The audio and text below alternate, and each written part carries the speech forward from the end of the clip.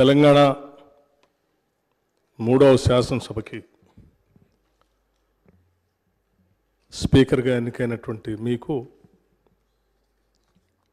ముందుగా హృదయపూర్వకమైనటువంటి అభినందనలు తెలియజేస్తా ఉన్నాం.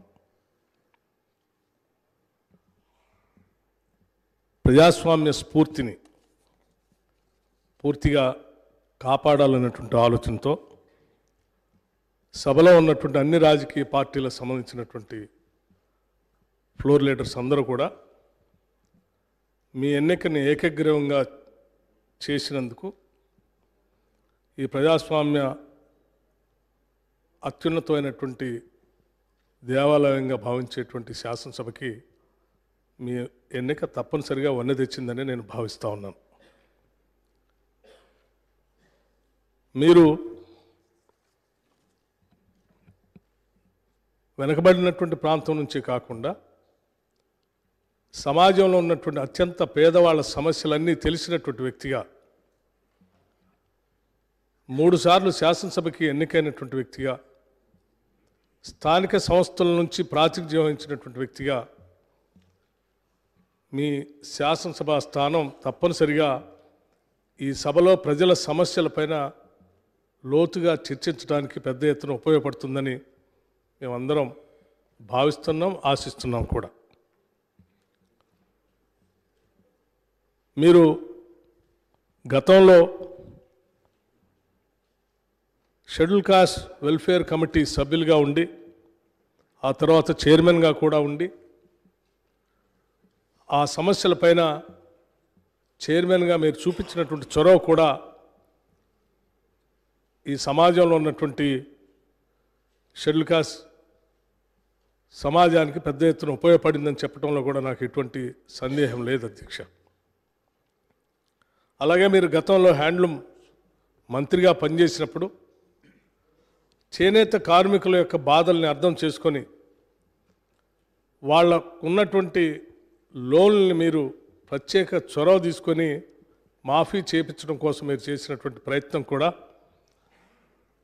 ఈ సమాజంలో ఇబ్బందుల్లో ఉన్నటువంటి ప్రజలపైన మీకున్నటువంటి మనసుకి స్పష్టంగా అర్థం పడుతూ ఉంది. మీలాంటి వ్యక్తులు ఈ శాసనసభ స్థానానికి సభాపతి కావటం ఈ సభలో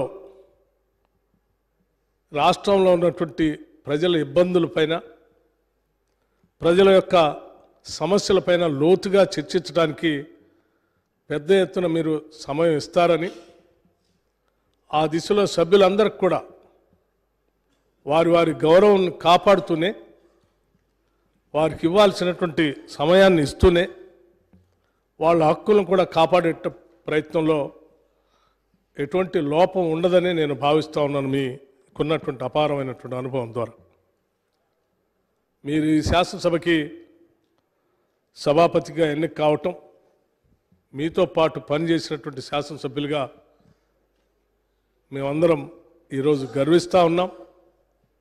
మీరు సభాపతి స్థానంలో కూర్చొని ఈ రాష్ట్రం ఎన్నో కోరికలతో, ఎన్నో ఆలోచనలతో, ఎన్నో కలలతో తెచ్చుకున్న తెలంగాణ రాష్ట్ర భవిష్యత్తు కోసం ఈ రోజు నుంచి జరిగేటువంటి ఈ శాసనసభ సమావేశాల్లో చర్చలు అర్థవంతంగా ప్రజల సమస్యల్ని పరిష్కారం చేసేటువంటి దిశగా మీరు సలహాలు సూచనలు ఇస్తారని, ఆ దిశలోనే ఈ సభని ముందు నడుపుతారని ఆశిస్తూ మీ ఎన్నికకి సహకరించినటువంటి అన్ని రాజకీయ పార్టీల ఫ్లోర్ లీడర్స్ అందరికి కూడా నేను నా హృదయపూర్వకమైనటువంటి అభినందనలు కూడా తెలియజేస్తూ ఉన్నాను.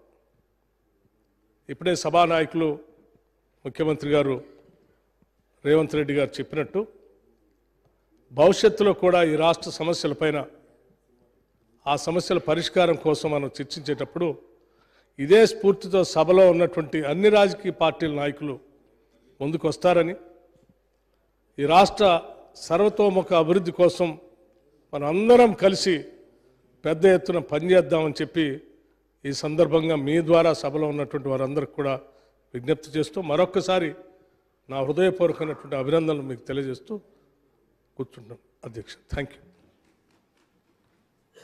శ్రీ దుద్దిల్ల శ్రీధర్ బాబు గారు.